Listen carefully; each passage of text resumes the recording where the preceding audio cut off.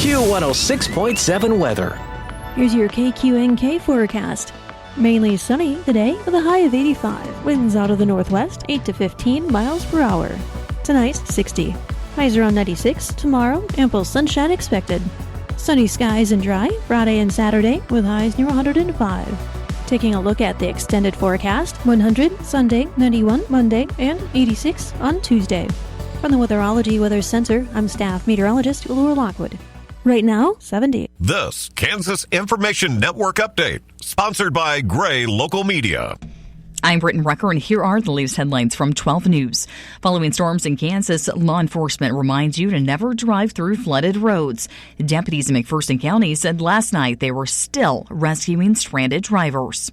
Wichita's Cheney Lake continues to fill up. The lake now 1.68 feet below normal. Last September, Cheney Lake was at its lowest point in 50 years. Wichita has been under mandatory outdoor water restrictions since last August to help conserve water at the lake. And a suspect in a deadly Wichita shooting is in jail after a months-long search. The U.S. Marshals and Wichita police say Jaden Watts is now in custody in the deadly shooting in southeast Wichita. They've been searching for him since March. And Wichita, Britton Rucker, 12 News. You're listening to the Kansas Information Network. As veterans, we're no strangers to helping others. It's what we were taught, trained, and told to do. It could be for anything. Helping a friend move. Listening to a fellow veteran for hours, at any hour of the day. Or just simply making time for people. A neighbor, a loved one, or even a stranger. We're often the first to help others. There's no question about it. But we do have one question for the veterans listening. When was the last time you reached out for help? Perhaps it's time to do for yourself what you would do for others. If you or someone you know needs resources, whether it's for stress, finances, employment, or mental health, don't wait. Reach out. Find more information at va.gov/reach. That's va.gov/reach.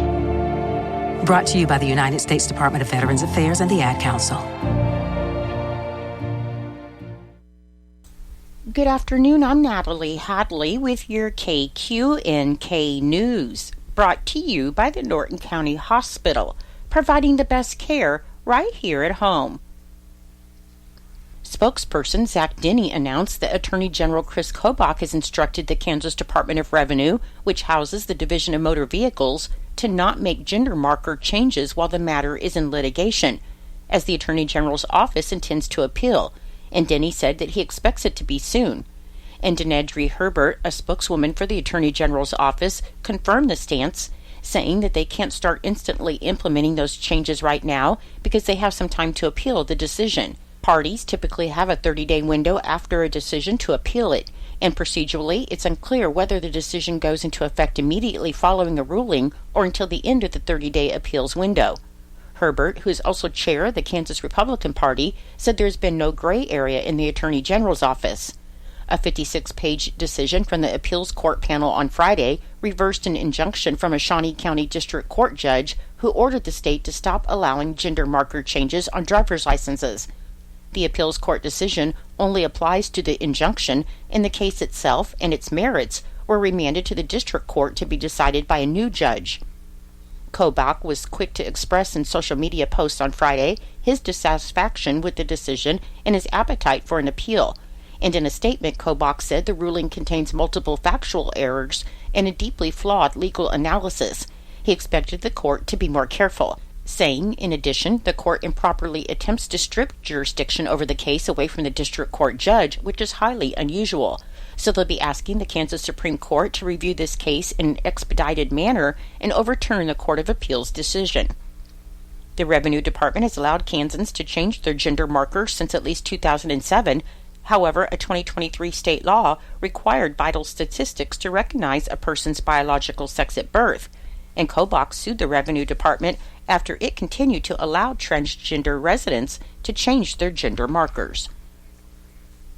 A Plainville man was arrested in Hays after a Houston-based civilian group conducted a sting operation. Hays Police Chief Don Schleiber reported that 45-year-old Lucan Wayne Paramore of Plainville was arrested for electronic solicitation after allegedly attempting to meet someone he believed to be a 13-year-old girl for sex. Schleiber said the case came to the department's attention on June 16th after a group called Predator Poachers lured Paramore to Big Creek Crossing. Schleiber said no actual minor was ever at risk, as the group that provided information to responding officers had been posing as a child online. Alex Rosen is with Predator Poachers and posted a video on social media showing Hays officers arresting Paramore. According to the video caption, Paramore allegedly carved the non-existent minor's name into his arm as a display of affection. Paramore was booked into the Ellis County Jail, where he remains in custody. Schleiber wants to remind everyone that all parties are innocent until proven guilty, and the investigation is still ongoing. Lieutenant Governor and Secretary of Commerce David Tolan encourages job seekers and employers who are searching for available talent to take part in this month's virtual statewide job fair that's hosted by Kansas Works from 8 a.m. to 5 p.m. on Wednesday, June 25th. The virtual job fair format allows anyone searching for a state position to fill out applications, chat live, and interview virtually with participating employers. This month's virtual statewide job fair portal features helpful information such as a job seeker training video, a list of participating agencies, and channels for attendees to register and to log in, and job seekers are encouraged to dress professionally as they might be asked to engage in an interview. Candidates can participate through any digital device, and any individual with a disability may request accommodations by contacting their nearest workforce center at 877-509-6757 prior to the event. Registration is required to participate in virtual job fairs regardless of your previous participation, and to register you can visit kansasworks.com. I'll be back with more in just a moment.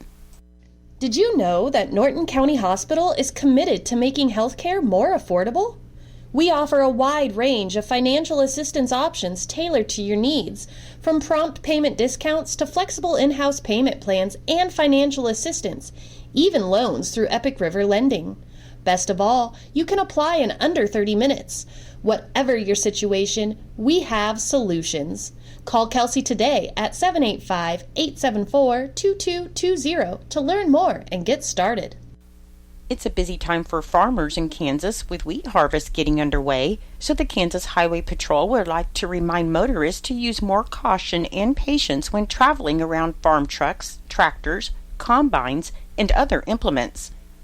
Lieutenant Candace Breeshears, the Kansas Highway Patrol Public Information Officer, stated that as the busy farming season is underway, each traveler in Kansas needs to be more aware of increased farm implement and truck traffic, because in Kansas, there are many trucks exiting and entering the roadway at any given time, and traveling around these vehicles requires extra caution. Most farm equipment is not designed to travel at highway speeds and may only travel 15 to 25 miles per hour, and farm equipment is often wider than the lane of traffic, so extra room should be allowed when sharing the road. Caution should be practiced on all roads, but especially on busy rural roads with unmarked intersections. Tips to keep in mind include to not assume the farmer knows that you're there, pass with extreme caution. When a farm vehicle pulls to the right side of the road, it does not necessarily mean it's turning right or allowing you to pass, as due to the size of some farm equipment, the farmer must execute wide left turns, so you need to allow it plenty of room and time to turn, and to be alert to see if there might be a driveway or field that they may be turning into.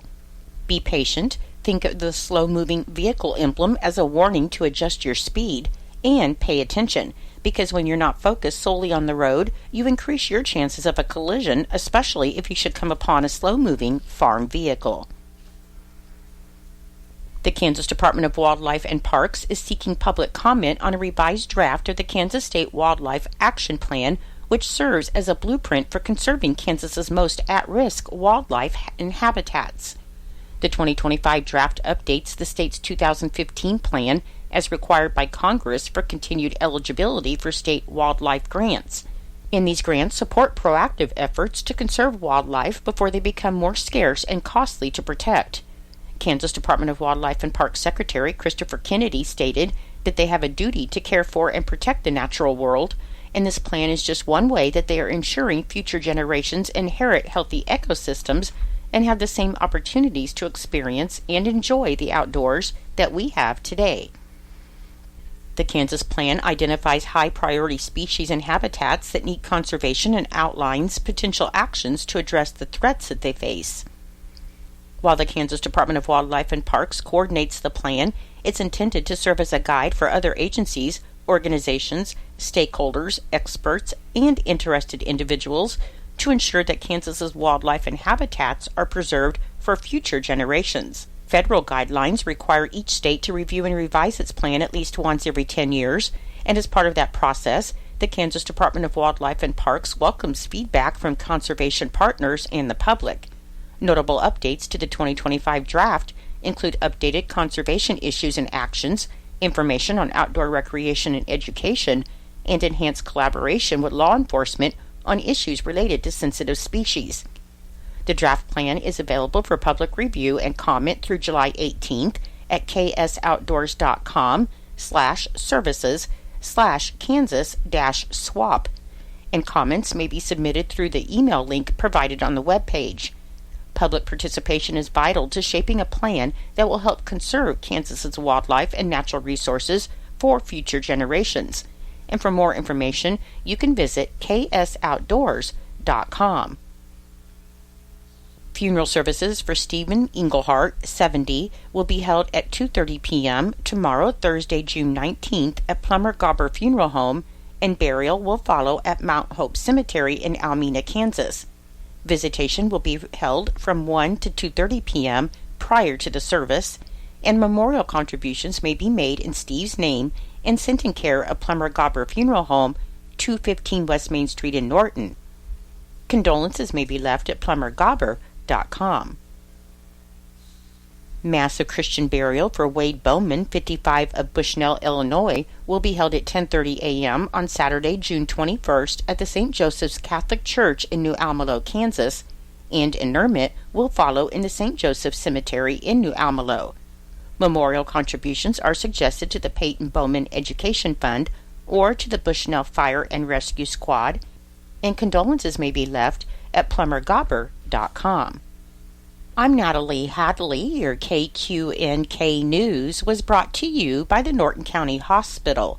You can call the Norton County Hospital at 785-877-3351 for all of your health care needs. Kansas Agriculture Network News. Good day, everyone. I'm Greg Akagi. This Wheat Harvest Report is brought to you by Renovo Seed. Renew, revive, repeat. Mother Nature took care of any wheat harvest activity taking place Tuesday across portions of south central and central Kansas. Derek Sawyer, a Kansas wheat commissioner from McPherson County, says not only was multiple rounds of showers and thunderstorms, but the storms on Tuesday packed quite a wind punch, too. It was not just one of those lines of wind that come through. It blew for 45 minutes to an hour with sustained winds of, like you said, probably 80 miles an hour. A lot of trees down, a lot of electric poles. And then to drive around yesterday, the corn a lot of it is pretty flat. The wheat is not flat, but it's leaned over and going to make it a little more difficult to harvest when it does dry out. The corn, we'll just have to see here in the next couple of days what comes back. There wasn't a whole lot of scouting done yesterday because, as most people say, we might as well wait for tonight or last night to come through before we make any decisions. So it'll be a busy day trying to figure out how to go forward. Sawyer says they didn't get fully underway harvesting on Monday. I tried on Friday, and it was just a little too wet going through the field. There were spots that were too green, and so we got some rain Friday night, which called us off for the weekend. But Monday we got a good start, and so as soon as the ground dries out now, which it's going to be an extended period of time to let all this water run off, but as soon as the ground gets dry, we'll get right after it. Sawyer says the early wheat they cut was double crop after alfalfa, came out with a mid-40 yields per bushel, then went to conventional till dry land, some of the best they've had with yields averaging in the upper 80s. This is the Kansas Ag Network. The Kansas Wheat Innovation Center in Manhattan is rediscovering ways to get improved varieties and new genetics in the hands of farmers faster. Grower-led and checkoff-funded research initiatives are bringing about positive change. This grassroots leadership provides a strong voice in Topeka and Washington, D.C. Kansas Wheat Commission and Kansas Association of Wheat Growers, farmers investing in their future and yours. Log on to rediscoverwheat.org. I learned patience from my adoptive dad. All he had to say was, "Hey, you got this. Just breathe." Hey, we're pretty good. Yeah. Might have to start a band. I got it. Learn about adopting a teen from foster care. You can't imagine the reward. Visit adoptuskids.org to find out more. This message is brought to you by Adopt US Kids, the U.S. Department of Health and Human Services, and the Ad Council. Kansas Agriculture Network weather. I'm meteorologist Jennifer Wojcicki on the Kansas Agriculture Network. Well, it looks like a cold front is pushing through the region for this afternoon, and with that, some cooler temperatures across the state here for today. Highs getting us right around about the mid to upper 80s. Primarily, it looks like a few spotty areas into the lower 80s for the southeastern portions of Kansas this afternoon.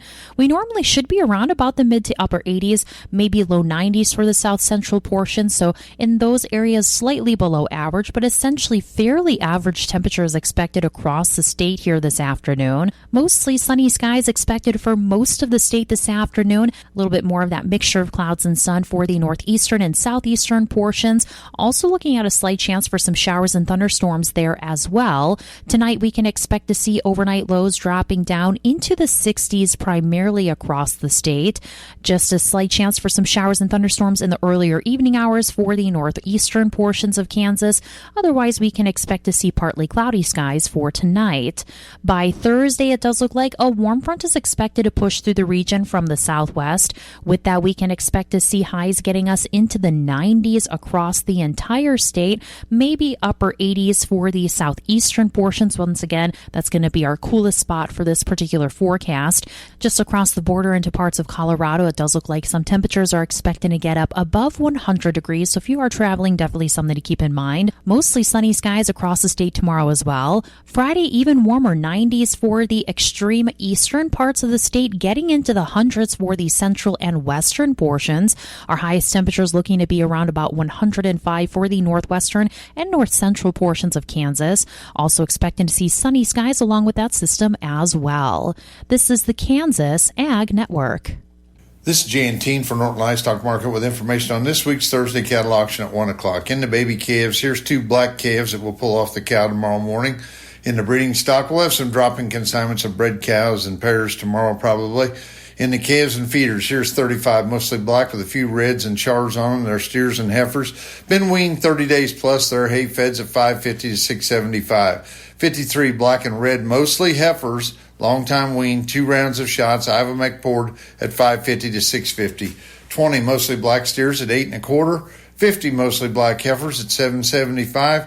Here's a load of 70 mostly black heifers at $7.75. We'd be expecting our usual trailer run of way up stock. We'd be expecting more consignments of all classes of cattle by sale time. Hope to see you at the auction.